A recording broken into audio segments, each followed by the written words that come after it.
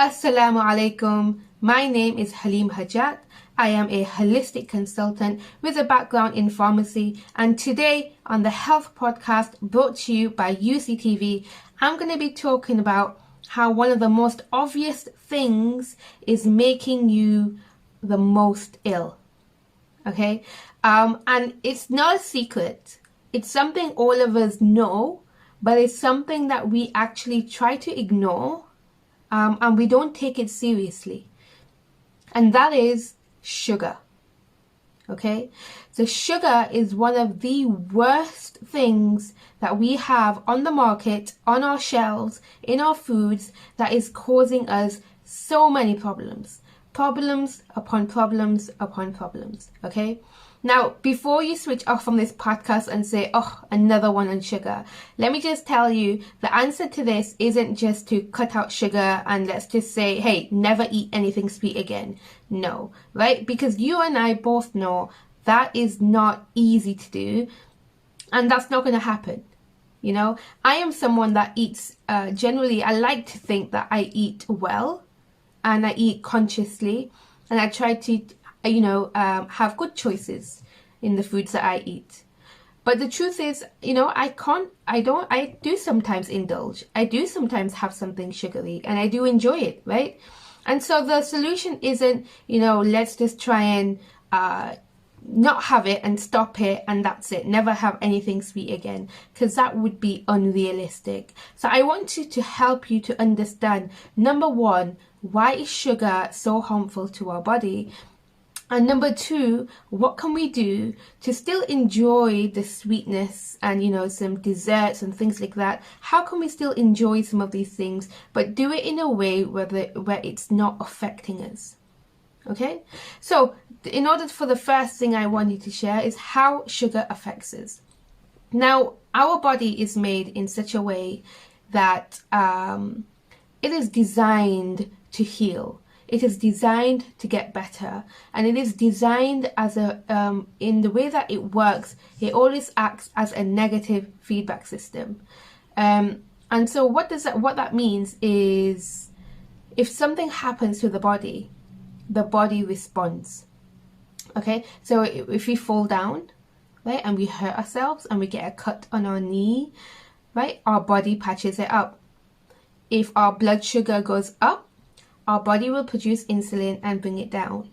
Okay, so whatever there's something that happens to our body will respond in a way that's going to promote its well-being and promote the healing process to happen and for it to get back to its optimal state of being. Okay, so that's how the body works, right? So when a sugar comes into our body, so what happens is we eat, we have a slice of cake, it'll go into our body, it'll go into our bloodstream, and then our blood sugar levels will increase. And now this sends signals to our brain and tells our brain that, hey, your blood sugar levels is increased and we need to bring it down.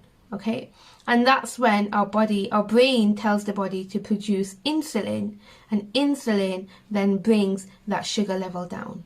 Okay, and then we're back to normal. So there's this kind of up and down kind of negative feedback system in our body that is always working, and that's kind of how our body and our systems work, and that's great.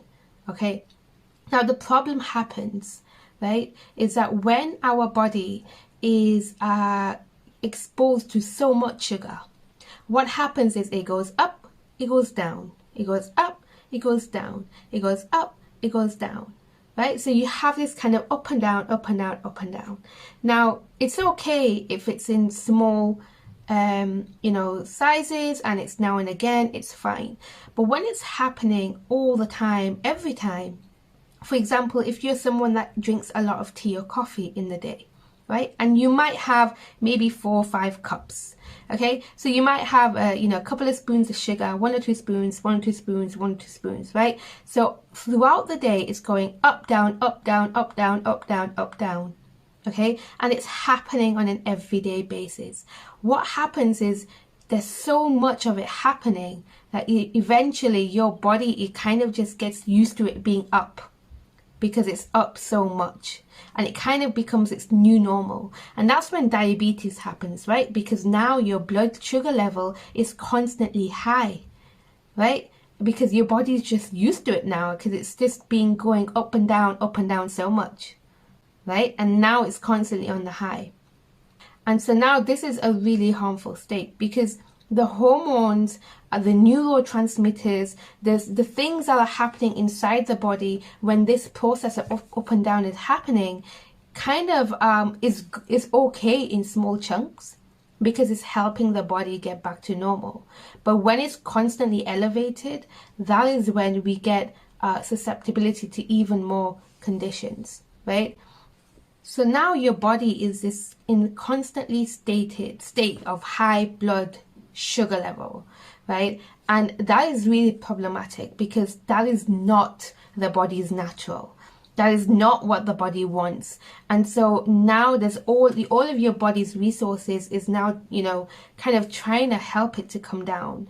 Because if it doesn't come down, it will eventually lead to other problems and other issues, right? There are a lot of problems when you have extremely high blood sugar for a long time, especially if you have been diagnosed as well. If you've been diagnosed for a long time, eventually you get other complications happening. You get complications with your eyes, you get complications with your feelings, you get complications with your kidneys, right? So it's not just one thing. That one thing sprouts and it affects other things. Right? So it's really important that if you have that diabetes, or even if you are someone that is having a lot of sugar, then we need to find ways to kind of bring that down, or just reduce the amount that it's going up and down. Okay? And so what we want to do is we want to change the way that we look at sugar. I don't want you to cut it out for good, because the truth is that is probably not going to happen, right? So I want you to make just some small changes that is going to help you to improve things, right? And so the change I want you to make, number one, actually the one and main thing is to just replace sugar with something that is going to be more natural, more beneficial, and doesn't spike your blood sugar as much as this does.